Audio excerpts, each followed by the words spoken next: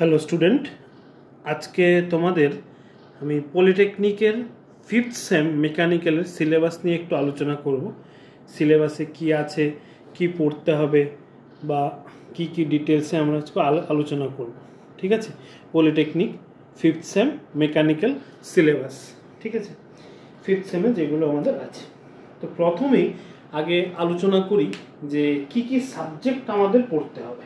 ঠিক আছে, তো 5th সেমে সাবজেক্ট আমাদের দুটো ভাগে ভাগ করা। ঠিক আছে, 5th সেমে দুটো ভাগে ভাগ করা। একটা হচ্ছে প্রোগ্রাম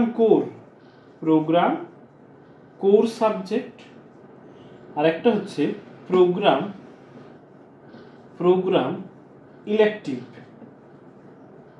ইলেকটিভ মানে তুমি চয়েস করতে পারবে, আর এইটা প্রোগ্রাম কোর তোমাকে নিতেই হবে। ঠিক আছে, এটা তোমার ম্যান্ডেটরি থাকবেই। ঠিক আছে, এই দুটো ভাগে আমরা ভাগ করতে পারি, এটা আমাদের সিলেবাসে ভাগ করা আছে। একটা হচ্ছে প্রোগ্রাম কোর আর একটা হচ্ছে প্রোগ্রাম ইলেকটিভ। ক্লিয়ার, দুটো ভাগে ভাগ আছে। তো প্রোগ্রাম কোরের মধ্যে আমাদের যে সাবজেক্টগুলো পড়তে হবে সেটা হচ্ছে তিনটে সাবজেক্ট। একটা হচ্ছে পাওয়ার ইঞ্জিনিয়ারিং, 2 নাম্বার হচ্ছে আমাদের অ্যাডভান্স ম্যানুফ্যাকচারিং প্রসেস, 3 পড়তে হবে ফ্লুইড মেকানিক্স অ্যান্ড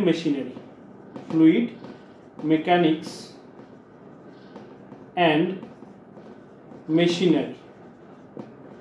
ঠিক আছে, এই তিনটে সাবজেক্ট আমাদের পড়তে হবে প্রোগ্রাম কোরের মধ্যে। প্রোগ্রাম ইলেকট্রিককে আবার দুটো ভাগে ভাগ করেছে। টোটাল 5টা সাবজেক্ট, 5টার মধ্যে প্রোগ্রাম কোরের 3টে তো থাকছেই, প্রোগ্রাম ইলেকটিভের দুটো ভাগে ভাগ করেছে। একটা হচ্ছে উইথ ল্যাব আর একটা হচ্ছে উইদাউট ল্যাব। ঠিক আছে, উইদাউট ল্যাবে 2 ক্রেডিট, উইথ ল্যাবে 3 ক্রেডিট। ঠিক আছে, উইদাউট ল্যাবে 2 ক্রেডিট আর উইথ ল্যাবে 3 ক্রেডিটের থাকবে। আর প্রোগ্রাম কোর সবকটাই 3 ক্রেডিটের, 3 ক্রেডিট। এটা 3 ক্রেডিট, এটা 2 ক্রেডিট। উইথ ল্যাবে 3 ক্রেডিট আর উইদাউট ল্যাবে 2 ক্রেডিট। ঠিক আছে, এবার উইথ ল্যাবে মানে ল্যাব থাকবে, মানে ল্যাবরেটরি থাকবে। এই সাবজেক্ট যে কোনো একটা নিতে হবে যার ল্যাবরেটরি তোমাদেরকে করতে হবে, কলেজে করানো হবে। ঠিক আছে, তো এর মধ্যে উইথ ল্যাবের মধ্যে আছে ক্যাড ক্যাম হচ্ছে computer aided manufacturing design and computer aided manufacturing, সাবজেক্টটার নাম ক্যাড ক্যাম সাবজেক্ট বলি আমরা এটাতে। 2 নম্বরে আছে অটোমোবাইল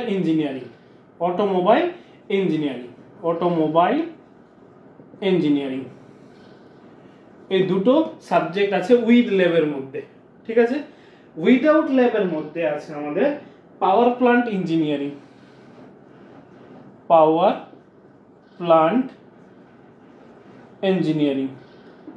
2 নাম্বার আছে আমাদের ম্যাটেরিয়াল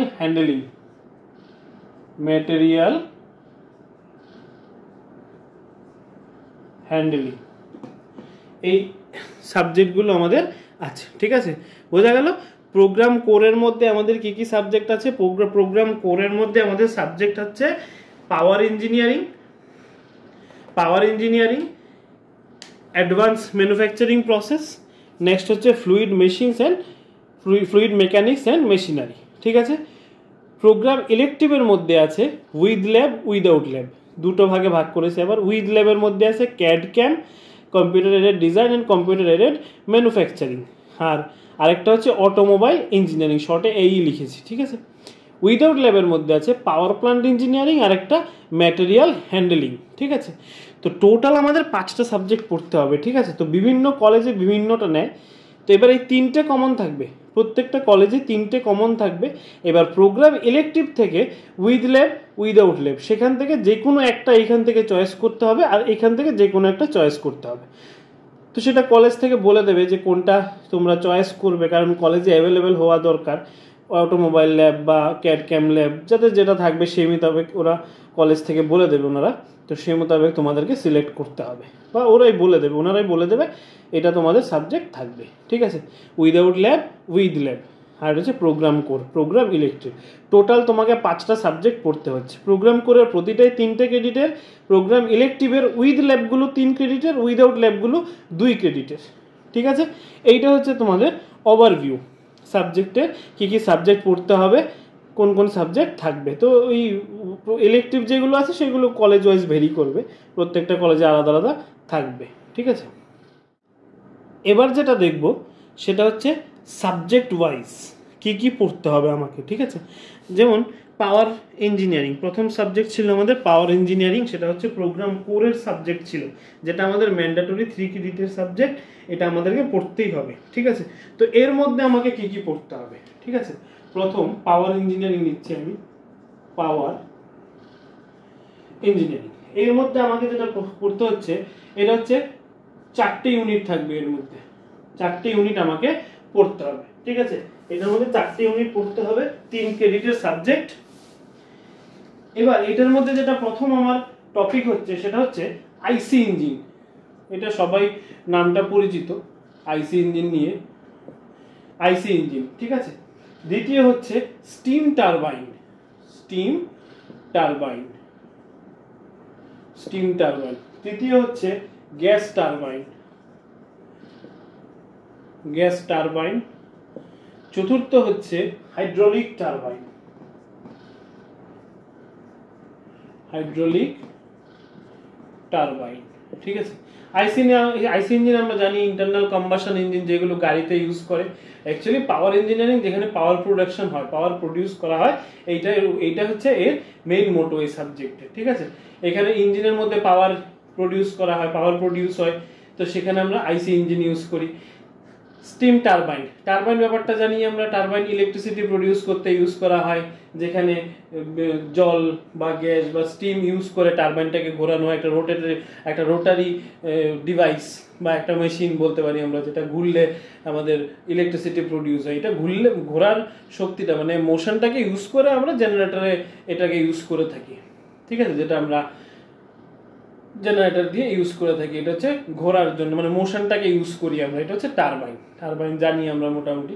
তো এইগুলো হচ্ছে মিডিয়াম, কার সাহায্যে চলে বা ওয়ার্কিং ফ্লুইড, যেটা হচ্ছে স্টিম, একটা হচ্ছে গ্যাস, একটা হচ্ছে হাইড্রোলিক। স্টিম হচ্ছে বাষ্প, গ্যাস তো আমরা জানি বাতাস বা বায়ু সেটা, সেখানে হাইড্রোলিক হচ্ছে ওয়াটার বা লিকুইড যেরকম টাইপের ধরি। হাইড্রোলিক অ্যাকচুয়ালি আমাদের ওয়াটারকেই ধরে থাকি আমরা। ঠিক আছে,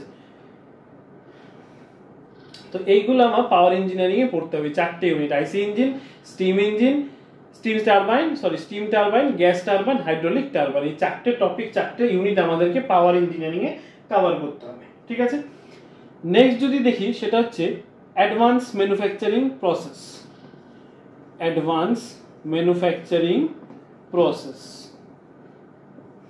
অ্যাডভান্স ম্যানুফ্যাকচারিং প্রসেসে আমাদের যেগুলো করতে হবে সেটা হচ্ছে নন কনভেনশনাল মেশিনিং প্রসেস, নন কনভেনশনাল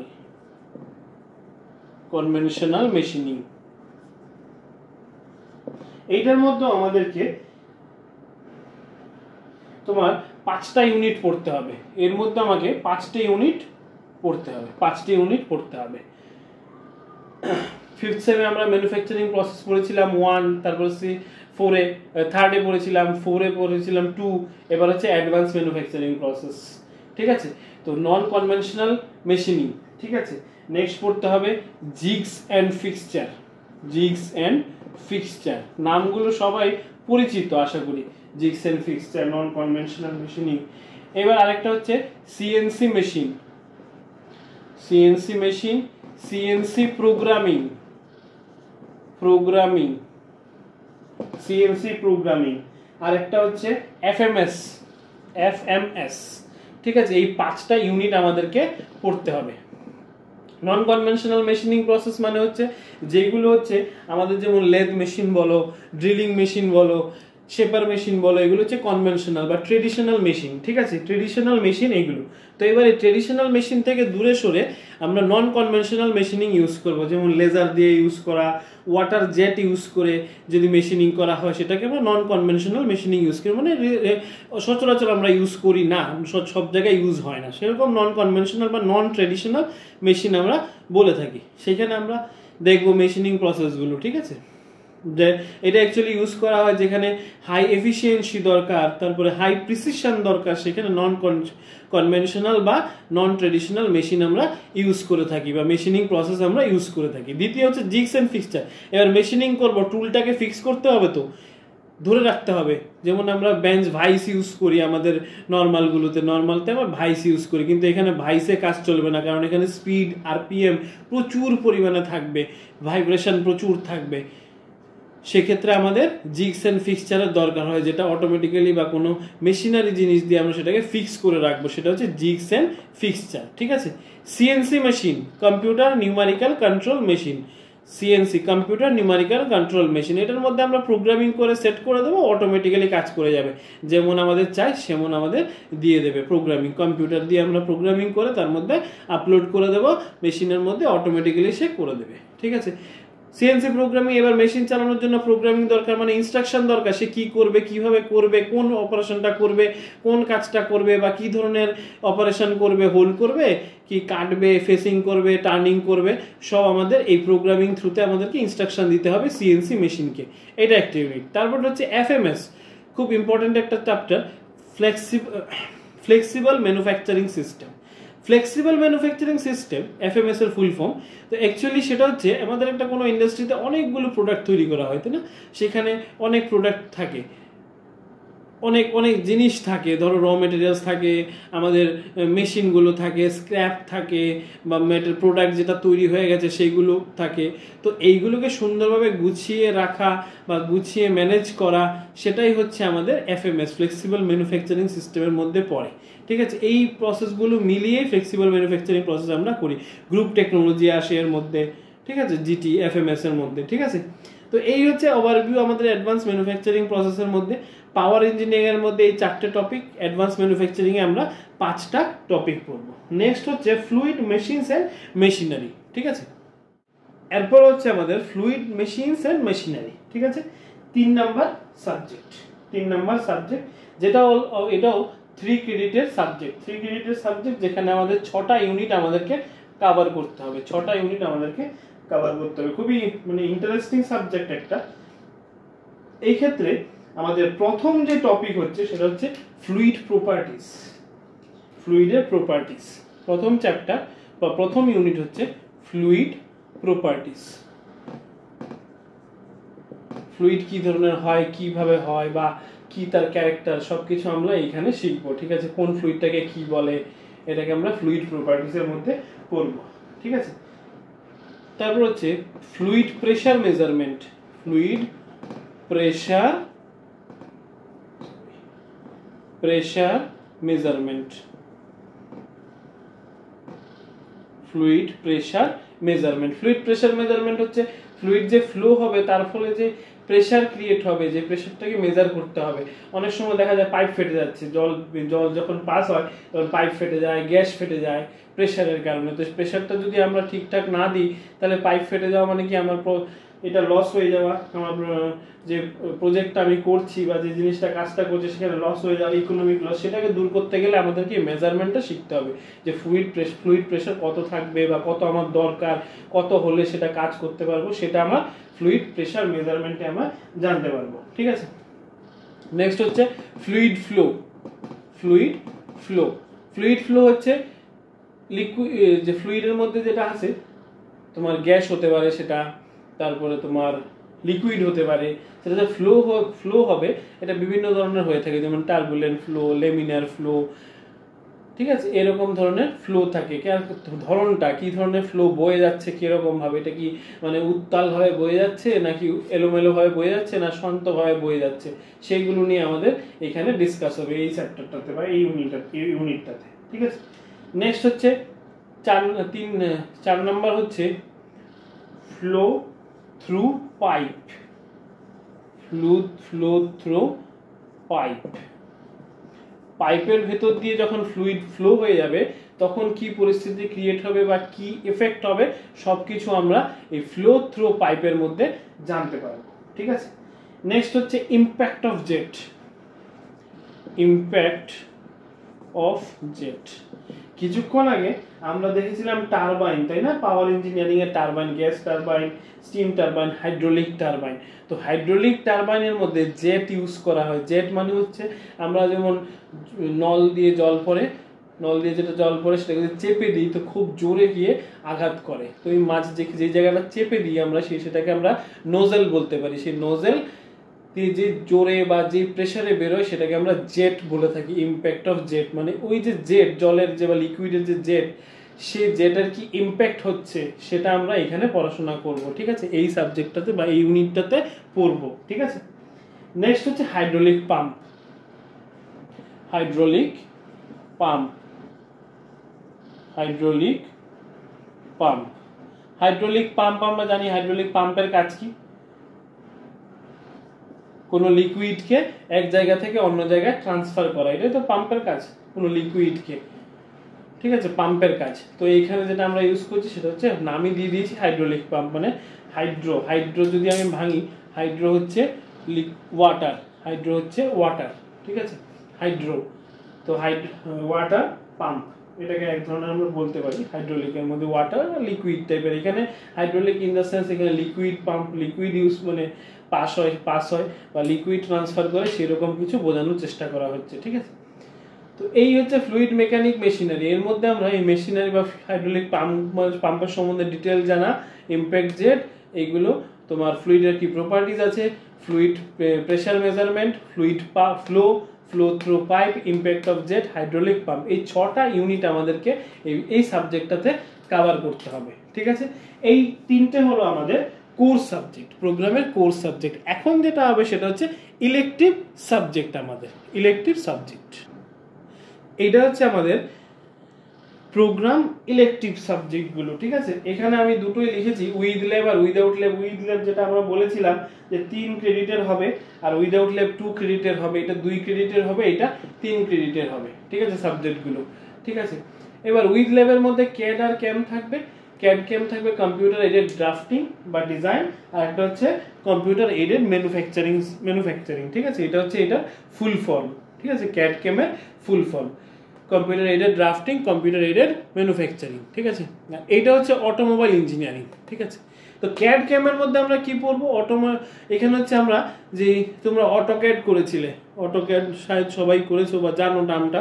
এই অটোক্যাডে যেরকম আমরা ইউজ করেছিলাম কম্পিউটার এডেড ড্রাফটিং করবো, এবার তখন ডিজাইন করেছি, এখন ড্রাফটিং করবো। ড্রাফটিং ইন দ্য সেন্স একটা ড্রয়িং তৈরি করব যেখানে অ্যাসেম্বলি ড্রয়িং থাকবে, সব ডিটেলসে থাকবে, বিল অফ ম্যাটেরিয়ালস থাকবে, এইগুলো আমরা এখানে তৈরি করব। তৈরি করে এটা ম্যানুফ্যাকচারিংয়ে পাঠাবো। ম্যানুফ্যাকচারিংয়ে পাঠালে সেম বলে এটা computer aided manufacturing.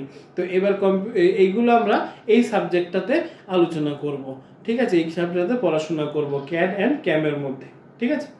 Computer aided drafting and manufacturing, computerized drafting হবে এটা, মানে যেটা অটোক্যাড আমরা ইউজ করে থাকি। সেখানে ড্রাফটিং শিট তৈরি হবে, একটা বড় তোমরা যে ইঞ্জিনিয়ারিং ড্রয়িং এর শিট তৈরি করতে, বড় শিট তৈরি করতে, শিটের মধ্যে ডান দিকে টাইটেল বক্স থাকতো কর্নারে, তারপর মার্জিন করতে, সেরকম ভাবে তৈরি করতে হবে। স্প্লিট ভিউ দিতে হবে, প্রজেকশন দিতে হবে, প্রজেক্টেড ভিউ দিতে হবে, অ্যাসেম্বল ভিউ দিতে হবে। তো এরকম ক্যাড শিট তৈরি হবে। ক্যাডের মধ্যে আমরা তারপরে এর আবার প্রপার্টিজ পড়বো, ম্যাটেরিয়ালের কি প্রপার্টিজ আছে, কোন ম্যাটেরিয়ালটা কোথায় ইউজ করব, সেগুলো আমরা ক্যাড অ্যান্ড ক্যামের মধ্যে পড়বো। আর অটোমোবাইল ইঞ্জিনিয়ারিং জানি, অটোমোবাইল যেগুলো আছে আমাদের, যে গাড়ি আশপাশে চলে, ট্রাক, লরি, তারপর তোমার ধরো ছোট ভ্যান গাড়ি যেগুলো 407 গাড়িগুলো, এরকম সব যেই হোক আমাদের চারপাশে যে গাড়িগুলো দেখি না কেন সবই অটোমোবাইলের মধ্যে আসে। অটোমেটিক মোবাইল মানে অটোমেটিক যেগুলো চলতে পারে উইদাউট দ্য অন্যের সাপোর্টে, সেটাকে বলি আমরা অটোমোবাইল, নিজেই পাওয়ার জেনারেট করে। যেটা আমরা পাওয়ার ইঞ্জিনিয়ারিংয়ে আইসি ইঞ্জিন পড়বো, সেই আইসি ইঞ্জিন দিয়ে যেখানে পাওয়ার ক্রিয়েট করে সেটা হচ্ছে অটোমোবাইলের সেক্টর, ঠিক আছে? তো অটোমোবাইলে আমরা এটা পড়বো, ঠিক আছে? এর সম্বন্ধে পুরো ডিটেলস, চেসিস, এর স্ট্রাকচার কিরকম হয়, এর ডিজাইন কেমন হয়, এরকম ডিজাইন হয় কেন, কিছু ডিজাইন যেমন বুলেট ট্রেনের ডিজাইন, বুলেট ট্রেনও একটা অটোমোবাইলের মধ্যে পড়বে। বুলেট ট্রেনের ডিজাইন এরকম শঙ্কু আকৃতির হয় কেন, সামনেটা এরোডাইনামিক ডিজাইন কেন হয়, সেগুলো ডিটেলস আমরা এই অটোমোবাইল ইঞ্জিনিয়ারিংয়ে পড়বো। খুব ইন্টারেস্টিং একটা ইনফরমেটিভ একটা সাবজেক্ট। নেক্সট হচ্ছে উইদাউট ল্যাবের মধ্যে থাকে হচ্ছে প্রোগ্রাম ইলেকটিভের মধ্যে power plant engineering. Power plant engineering, এই যে আমরা স্টিম টারবাইন পড়েছিলাম, স্টিম টারবাইন দেখলাম, গ্যাস টারবাইন দেখলাম, হাইড্রোলিক টারবাইন দেখলাম, এগুলো কি করে? এগুলো পাওয়ার প্রডিউস করে। প্রডিউস তো যে কোনো জায়গায় করতে পারে না, কারণ এগুলো খুব মানে সেন্সিটিভ বা খুব রিস্কি হয়, খুব মানে হেজার্ডাস কেস হয়, যেখানে আগুন জ্বলে যেতে পারে, কোনো অ্যাক্সিডেন্ট হতে পারে। তো সেগুলোর জন্য পার্টিকুলার একটা নির্দিষ্ট জায়গা দরকার। একটা পাওয়ার প্ল্যান্ট, যেমন আমরা বলে থাকি যে কোলাঘাটের থার্মাল পাওয়ার প্ল্যান্ট, তো সে থার্মাল পাওয়ার প্ল্যান্ট মানে হচ্ছে স্টিম দিয়ে তো জেনারেটর, স্টিম টারবাইন ইউজ করে, যেমন আমাদের ঠিক আছে। তো এইগুলো আমাদের যে এরিয়াটাতে সেই পুরো প্রসেসিংটা হয়, যে আমাদের টারবাইন থেকে তো আর বেশি পরিমাণ পাওয়ার প্রডিউস হয় না, সামান্য পরিমাণের হয়, সেটাকে স্টেপ আপ করে ট্রান্সফরমার দিয়ে বিভিন্ন পদ্ধতিতে সেটাকে ইনক্রিজ করা হয়। যে জায়গাটায় করা হয় সেটাকে পাওয়ার প্ল্যান্ট বলা হয়। এই পাওয়ার প্ল্যান্টে কি কি প্রসেস হয়, কিভাবে করা হয়, বয়লার ইউজ করা হয়, কিভাবে স্টিমটা তৈরি করতে যে বয়লার ইউজ করে, সব এগুলো আমরা পাওয়ার প্ল্যান্ট ইঞ্জিনিয়ারিং এর মধ্যে পড়বো। ঠিক আছে। নেক্সট হচ্ছে উইদাউট ল্যাবের মধ্যে ম্যাটেরিয়াল হ্যান্ডেলিং। ম্যাটেরিয়াল হ্যান্ডেলিং হচ্ছে এবার ওয়ার্কশপে বা পাওয়ার প্ল্যান্টে বা ইন্ডাস্ট্রিতে আমরা যে জিনিসগুলো, প্রোডাক্টগুলো তৈরি করব, র ম্যাটেরিয়ালসগুলোকে এক জায়গায় নিয়ে যেতে হবে। বা বড় বড় বিল্ডিং তৈরি হয়, সেখানে ইট, সিমেন্ট, বালিকে উপরে তুলতে হয়, 14 তলা 15 তলা ওগুলোকে উপরে তুলতে হয়। তো সেগুলোর জন্য আমাদের কোনো ডিভাইসের দরকার। হাতে তুলতে গেলে তো হয়ে গেল, একটা বিল্ডিং করতে গেলে আমাদের 10 বছর লেগে যাবে, তাই না? তো সেক্ষেত্রে আমরা কি করি, বিভিন্ন ধরনের ইনস্ট্রুমেন্ট আমরা ইউজ করে থাকি, যেমন জেসিবি ইউজ করি মাটি কাটার জন্য, তারপর রোপওয়ে ইউজ করি, বা তোমার ফোর্কলিফট ইউজ করি, এরকম এক জায়গা থেকে এক জায়গায় শিফট করার জন্য, নিয়ে যাওয়ার জন্য। ঠিক আছে। এইগুলো যেমন র মেটেরিয়ালসটাকে তোমার প্রোডাকশন হাউসে নিয়ে যাওয়ার জন্য, আবার প্রোডাক্ট যেটা ফাইনাল প্রোডাক্ট হবে সেটাকে ওয়্যার হাউসে নিয়ে আসার জন্য। এই সব ইনস্ট্রুমেন্টগুলো, যেই ম্যাটেরিয়াল মানে ইনস্ট্রুমেন্টগুলো আমরা ইউজ করি, সেটাকে আমরা ম্যাটেরিয়াল হ্যান্ডলিং এর আন্ডারে নিয়ে আসি। এখানে আবার অটোমেটিক গাইডেড ভেহিকেলও থাকে, এজিভি বলা হয়, অটোমেটিক গাইডেড ভেহিকেল, যেখানে রোবট টাইপের দেয়া থাকে, লাইন দেয়া থাকে, এরকম হলুদ লাইন দেয়া থাকে বা রেডিয়াম লাইন থাকে, এই লাইন ধরে ধরে ধরে ধরে গাড়িটা যাবে, ওই প্রোডাক্টগুলোকে তুলে এনে ঠিক সঠিক জায়গায় সে আবার রেখে দেবে। অটোমেটিক গাইডেড ভেহিকেল সেগুলো সেখানে থাকে, রোবোটিক থাকে, রোবট যেগুলো কাজ করে, ফোর্কলিফট থাকে। ঠিক আছে। জেসিবি সব এই ম্যাটেরিয়াল হ্যান্ডলিং এর আন্ডারে চলে আসে। ডিটেলস পড়বো আর কি সে সম্বন্ধে, কোনটা কোন কাজে ইউজ করে বা কোনটার ইউজ কি। এবার যদি বলি জেসিবি সম্বন্ধে পড়বো, সেটা এখানে হবে না কিন্তু। ঠিক আছে। এখানে জেসিবিটা কি কি কাজে আমরা ইউজ করতে পারি, আর্থ মুভিং কিছু জিনিস আছে, যেমন জেসিবি, সেগুলো জেসিবি তো একটা কোম্পানি অ্যাকচুয়ালি, তো এইগুলো আর্থ মুভিং ইকুইপমেন্ট বলা হয় এদেরকে। আর্থ মুভিং ইকুইপমেন্টগুলো এই ম্যাটেরিয়াল হ্যান্ডলিং এর মধ্যে চলে আসে। ঠিক আছে। এই হচ্ছে তোমাদের পলিটেকনিকের 5th সেমের মেকানিক্যাল সিলেবাসের একটা ওভারভিউ, জাস্ট একটা ওভারভিউ, উপর একটা মানে ভিউ। ঠিক আছে। তো এই বাকিগুলো আমাদের পড়তে হবে এখন। খুব ভালো সাবজেক্ট কতগুলো আমাদের দেয়া আছে। অ্যাডভান্স ম্যানুফ্যাকচারিং প্রসেসে আমরা দেখেছিলাম সিএনসি মেশিনিং আছে, সিএনসি প্রোগ্রামিং আছে। সিএনসি প্রোগ্রামিং কিন্তু খুব ভালো একটা ইম্পর্টেন্ট চ্যাপ্টার বা ইম্পর্টেন্ট টপিক, যেটা দিয়ে কিন্তু শুধু এই চ্যাপ্টারটা তোমাকে চাকরি জোগাড় করে দিতে পারে। সিএনসি প্রোগ্রামিং যদি ভালো করে শিখতে পারো, প্রচুর চাকরি আছে এখন মার্কেটে, প্রচুর চাকরি। এখন সবই অটোমেটেড সিস্টেম, এআই সিস্টেম চলে এসছে। তো সেক্ষেত্রে সিএনসি প্রোগ্রামিং বা সিএনসি মেশিন চালানো বা প্রোগ্রামিং শেখা খুবই কিন্তু একটা ভালো একটা দিক এখনকার দিনের জন্য, এখনকার ইজিলি জব পাওয়ার জন্য। ক্যাড ক্যাম একটা আছে, খুব ভালো একটা সাবজেক্ট ক্যাড ক্যাম। বাকিগুলো তো অবশ্যই দরকার আমাদের পড়তে গেলে, মেকানিক্যাল নিয়ে পড়ছো অবশ্যই দরকার, কিন্তু এইগুলো মার্কেটে এখন ভালো চলছে। ঠিক আছে। তো আশা করবো সবার কাছে এই সাবজেক্টগুলো যতগুলো আছে সবগুলোই ভালো করে পড়বে, প্রোগ্রামিংটা ভালো করে শিখবে। ঠিক আছে। তো আমাদের এই যে পুরো সিলেবাসটা, এটা ছিল 5th সেমের সিলেবাস। ঠিক আছে। তো আমাদের বাকি ক্লাসগুলোতে, বাকি লেকচারগুলোতে আমরা দেখব, প্রত্যেকটা টপিক ধরে ধরে আমরা পড়ব। ঠিক আছে। তো আশা করি সবাই আমাদের সাথে থাকবে, আমাদেরকে সাপোর্ট করবে, আর আমাদের চ্যানেলটাকে সাবস্ক্রাইব করে নেবে। ঠিক আছে। এরকম ভালো ভালো ভিডিও পেতে, ভালো ভালো নলেজ আমরা যেন শেয়ার করতে পারি তোমাদের সাথে, তোমাদের জন্য কিছু উপকারে লাগে, সেখানে তোমরা আমাদের কিছু যেমন তোমরা সামনে ইন্টারভিউ দেবে, ইন্টারভিউর কিছু কোয়েশ্চেন আমরা এখানে দেখিয়ে দেবো, কিছু কিছু সলিউশন দিয়ে দেবো আমরা বিভিন্ন প্রোগ্রাম, যখন যেমন হয় ক্লাসের ফাঁকে ফাঁকে আমরা দেখিয়ে দেবো। ঠিক আছে, তো আশা করি সবাই আমাদেরকে চ্যানেলটা সাবস্ক্রাইব করে বন্ধুদের সাথে শেয়ার করে আমাদেরকে উৎসাহ দেবে। ধন্যবাদ সবাইকে।